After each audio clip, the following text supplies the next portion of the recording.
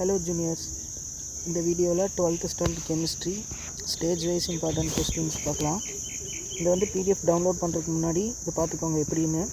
First golden questions நீங்கள் எல்லாம் தரோவாக finish பண்ணிட்டீங்கன்னா, golden 2 marks, golden 3 marks, golden 5 marks ஃபுல்லாக ஃபினிஷ் பண்ணிட்டீங்கன்னா உங்களால் பாஸ்லேருந்து ஒரு 60% வரைக்கும் மார்க் ஸ்கோர் பண்ண முடியும். அதுக்கு மேலே இருக்கிற பேலன்ஸ் 40%க்கு நீங்கள் சில்வர் கொஸ்டின்ஸ், அப்புறம் ப்ரான்ஸ் கொஸ்டின்ஸ், அதுபோக கம்பல்சரி கொஸ்டின்ஸ் அதுவும் ஃபுல்லாக பார்த்தீங்கன்னா தான் பேலன்ஸ் 40% உங்களால் அட்டன் பண்ண முடியும். இப்போ அதுக்கு முன்னாடி இதிலேருந்து எவ்வளோ பர்சன்டேஜ் நம்மளுக்கு கொஸ்டின் பேப்பரில் டேரெக்டாக அப்படியே வருது, கோல்டன்லேருந்து எவ்வளோ, சில்வர்லேருந்து எவ்வளோ வருது அப்படின்னு பார்க்கலாம். ஈஸியாக இருக்கிற கொஸ்டின் பேப்பர் எடுக்க வேண்டாம், நான் கொஞ்சம் டஃப்பாக இருக்கிற மாதிரி பிரதர்ஸ் இந்தியன் கொஸ்டின் பேப்பர் எடுத்துகிட்டு வந்திருக்கிறேன்.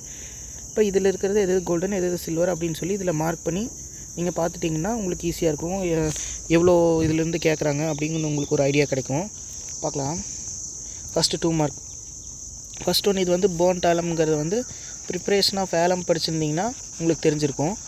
செகண்ட் சாப்டரில் இருக்குது. அது எதில் இருக்குதுன்னு பார்க்கலாம். செகண்ட் சாப்டரில் ப்ரிப்ரேஷன் ஆஃப் ஆலம்ஸ் வந்து சில்வர் கொஷின்ஸில் இருக்குது. ஓகேங்களா? அப்போ இது சில்வர்னு எழுதிக்கலாம்.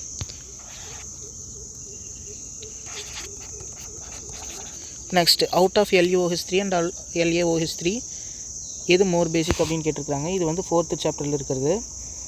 இது வந்து பார்த்திங்கன்னா உங்களுக்கு கோல்டன் 2 marksல் தான் இருக்குது. இங்கே இருக்குது பார்த்தீங்களா, கோல்டன் 2 marksல் தான் இருக்குது. இப்போ இது வந்து கோல்டன் எழுதிக்கலாம், கோல்டன். நெக்ஸ்ட்டு இது வந்து 5th சாப்டரில் இருக்கிற one of the evaluate yourself. இது வந்து கோல்டனில் தான் கொடுத்துருக்கேன் பாருங்க. Page number 135 evaluate yourself 2 இருக்கா அது. அப்போ இது கோல்டனில் தான் இருக்குது. What is Brownian movement, Tyndall effect, Brownian movement ரெண்டும் படிக்கணும். அது வந்து கோல்டனில் தான் கொடுத்துருக்கேன். 10th சாப்டரோடது. உங்களுக்கு இப்போ தெரியாதுன்னு நினைக்கிறேன். 10th சாப்டரில் இருக்கும் அது. So Tyndall effect and Brownian movement golden 3 markல் இருக்குது. Next conductivity cell has 2 platinum electrodes. இது வந்து 9th சாப்டரில் இருக்கிற ஒரு சம். இது உங்களுக்கு தெரிஞ்சிருக்காது, ஏன்னா இன்னும் படிச்சிருக்க மாட்டீங்க. இது இங்கே இருக்குது. Conductivity cell has 2 platinum electrodes. இது இதில் இருக்குது, கோல்டனில் தான் இருக்குது. இது கோல்டன் மார்க் பண்ணிக்கலாம். Role of silicon and extraction of copper. இது வந்து சாப்டர் 1ல் இருக்கிறது. இது கோல்டனில் தான் இருக்கும். அந்த ரோல் அப்படின்னு சொல்கிறது எல்லாமே போன வருஷம் பப்ளிக்கில் கேட்டாங்க, அதனால் எல்லாமே கோல்டனில் தான் தந்திருக்கேன். இதோ ரோல் ஆஃப் கோல்டன் 5 marksல் தான் இருக்குது. Next Sabatier Mailhe method. நீங்கள் நேமிங் ரியாக்ஷன் எல்லாமே படித்தாகணும். ஓகேங்க. நேமிங் ரியாக்ஷன் இதுவும் வந்து ஒரு புக் இன்சைட் ரியாக்ஷன். இந்த நான் உங்களுக்கு 11th லெசன் வரைக்கும் இதில் இருக்கும், இந்த PDFல இருக்கும். 12th லெசனுக்கு தனி வீடியோ இருக்குது. அந்த வீடியோ பார்த்துக்கோங்க. புக் இன்சைடில் எந்தெந்த ரியாக்ஷன் படிக்கணும் அப்படின்னு சொல்லிட்டு, அது போக நேமிங் ரியாக்ஷன் எல்லாம் படிக்கணும். 13th சாப்டருக்கு நேமிங் ரியாக்ஷன் எல்லாம் படிச்சிருங்க.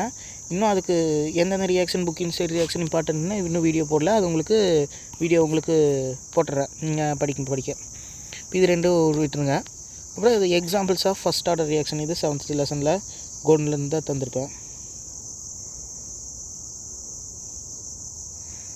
இதோ எக்ஸாம்பிள்ஸ் 0 ஆர்டருக்கும் ஃபஸ்ட் ஆர்டருக்கும் எக்ஸாம்பிள் படிக்கணும். அது கோல்டன் தான் இருக்குது. இப்போ 2 markல் 1 2 3 4 5 6 7 8 9 மொத்தம் 9 கொஸ்டின்ஸ் இருக்குது. அதில் 1 2 3 4 5 6 கொஸ்டின்ஸ் உங்களுக்கு கோல்டன்லேயே வந்துடுது, இன்க்ளூடிங் கம்பல்சரி. ஓகேங்களா? அப்போ பாருங்கள், கஷ்டமான கொஸ்டின் பேப்பர்லேயே நம்ம கோல்டன் கொஸ்டின்ஸே டோட்டலாக வந்துடுது. நெக்ஸ்ட் 3 mark பார்க்கலாம்.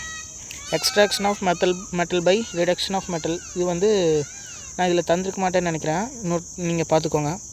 Reduction of by metal. Limitations of VB theory. 5th சாப்டரில் இருக்கிறது. லிமிட்டேஷன்ஸ் எங்கே இருந்தாலும் நீங்கள் ஸ்கிப் பண்ணக்கூடாது. லிமிட்டேஷன்ஸ், அட்வான்டேஜஸ் அது மாதிரி இருக்கிறது. அது வந்து உங்களுக்கு கோல்டனில் தான் இருக்குது. கோல்டன் இது இல்லை. சரி, நம்ம இருக்கிறது மட்டும் மார்க் பண்ணிக்கலாம். Next which is strong reducing agent. இது வந்து 5th சாப்டரோ 4th சாப்டர்லேயும் இருக்கும். 4th சாப்டரில் இருக்குது. இது வந்து கோல்டனில் தான் இருக்குது, கோல்டன் 2 marksல் தான் இருக்குது. Next calculate the concentration of OH in fruit juice. இது வந்து கம்பல்சரி கொஸ்டின்ஸ்லேயே இருக்குது. 8th chapter problem. இதோ ஃபஸ்ட்டு கொஸ்டினே அதுதான் இருக்குது. கோல்டன் ப்ராப்ளம்ஸில் first question, concentration of fruit juice golden. Next average rate, instantaneous rate. இது மாதிரி வர்றது எல்லாமே டிஃபெக்ட்ஸ் வர்றது, டிஃபெக்ட்ஸ் லெசனில் எல்லா டிஃபெக்ட்ஸும் படிச்சிடணும் அந்த 6th லெசனில். அதே மாதிரி ஆவரேஜ் ரேட், இன்ஸ்டன்டேனியஸ் ரேட், அப்புறம் அதில் டிஃப்ரென்ஸ் பிட்வீன் டோட்டலாக ஒரு 2 கொஸ்டின் இருக்கும், அது ரெண்டுமே படிச்சிடணும். 6th சாப்டர்லேயும் 2-3 டிஃப்ரென்ஸ் பிட்வீன் கொஸ்டின் இருக்கும், அதுவும் கண்டிப்பாக படிச்சிடணும். Average rate and instantaneous rate அதுவும் ஃபஸ்ட்லேயே இருக்குது கோல்டன் கொஸ்டினில். Metal excess defect, metal deficiency defect அதுவும் கண்டிப்பாக கொடுத்துருப்பேன். Frenkel defect, Schottky defect, metal excess, metal deficiency, அப்புறம் கடைசியாக இன்னொன்று இருக்குது இம்ப்யூரிட்டி டிஃபெக்ட், அதுவும் எதுக்கும் படிச்சுக்கோங்க, அதுவும் கோல்டனில் தான் இருக்குது. ஸ்வர்ன் ஆக்சிடேஷன் இது வந்து நேமிங் ரியாக்ஷன், இதுவும் கொடுத்துருப்பேன், கண்டிப்பாக கோல்டனில் தான் கொடுத்துருப்பேன். 11th chapter.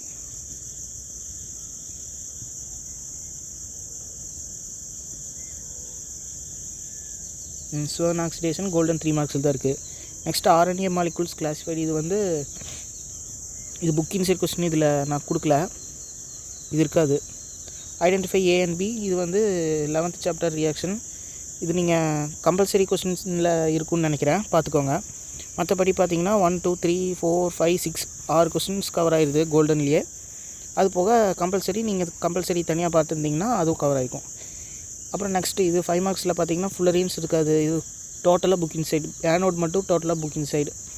ஆனோட் மட்டும் வந்து நீங்கள் 5 மார்க் படிச்சிருந்தீங்கன்னா உங்களால் எழுத முடியும், எல்லா 5 மார்க் படிச்சிருந்தீங்கன்னா உங்களால் எழுத முடியும், டேரெக்டாக தான் கேட்டிருக்காங்க. அப்புறம் இன்டர்ஹாலஜன் காம்பவுண்ட்ஸ், கண்டிஷன்ஸ் ஃபார் இன்டர்ஹாலஜன் காம்பவுண்ட்ஸ் இது இருக்குது. பி ஆப்ஷன் ஒரே கொஸ்டின் தான் இருக்குது, இது வந்து நம்மளுக்கு கோல்டன்லேயே இருக்கும்.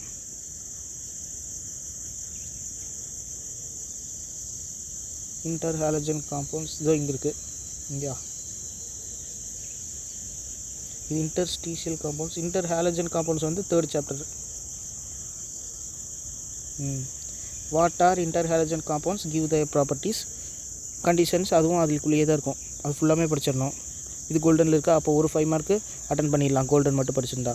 நெக்ஸ்ட்டு மேக்னெட்டிக் ப்ராப்பர்ட்டி இது இருக்காது, கொடுக்கல, இது கோல்டன் தான், ஆனால் ஒன்று தான் எழுத முடியும். இப்போ செகண்ட் ஒன் பாருங்கள், அட்சார்ப்ஷன் தியரி ஆஃப் கேட்டலிஸ்ட், இது வந்து 10th சாப்டரில் இருக்கும், இது கோல்டனில் தான் கொடுத்துருக்கேன்.